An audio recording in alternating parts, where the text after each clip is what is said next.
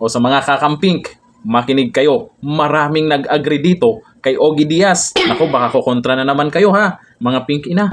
O eto, sa balita. Basahin po natin. At alam po natin itong si Ogie Diaz ay kakamping din ito.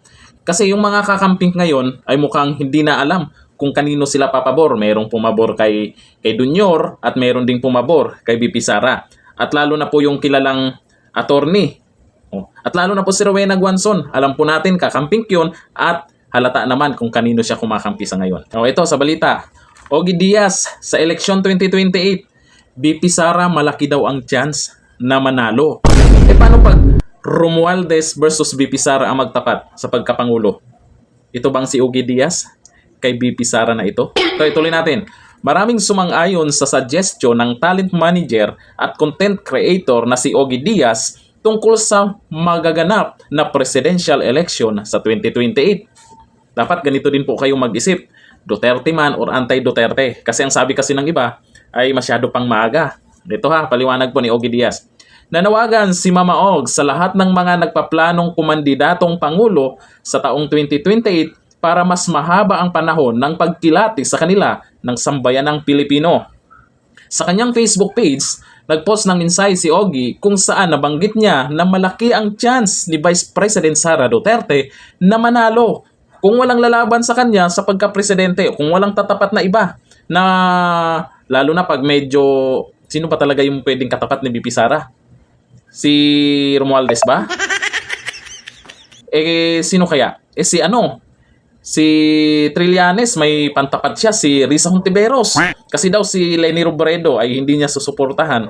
Di umano dahil magkaibigan daw sila ni BP Sara. May mga ganong mga sinasabi. Pero hindi natin alam. Tahimik lang po si Leni.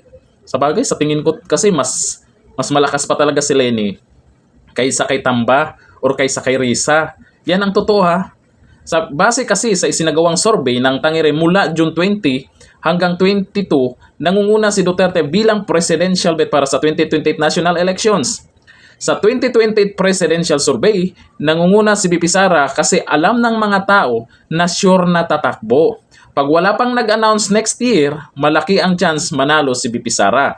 Maraming nagtutulak uli kay Ma'am Leni Robredo sa mga kakamping dyan. Paano yan? Gusto ni Trillanes? Si Risa Hontiveros? Pwede ipantapat? O, sino ba gusto nyo? Si Risa o si Leni? Baka bandang uli kayo yung magtatapatan ha.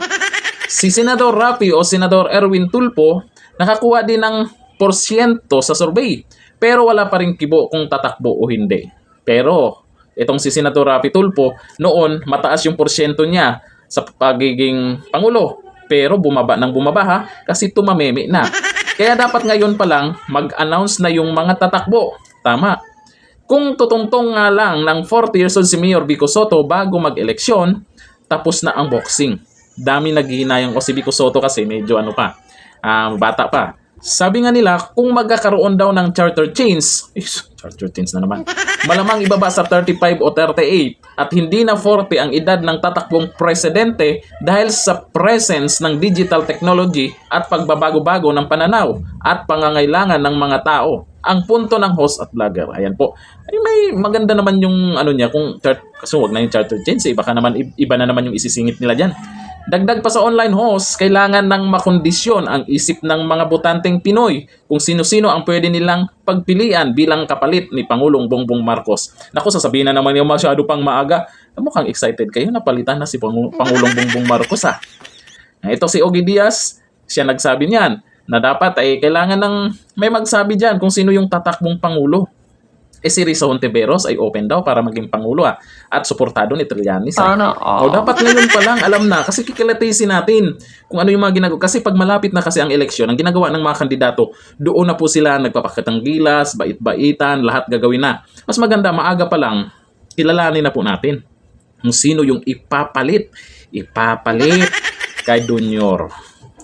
Kayo, agree ba kayo dito sa sinasabi po ni Ogie Diaz? Sa mga kakamping, malamang dapat agree kayo ha. Sa ngayon pa naman, si BP Sara ay nangunguna. Malamang tuloy-tuloy yan. At marami nang kinakabahan. Hanggang dito na lang. Thank you. Bye-bye.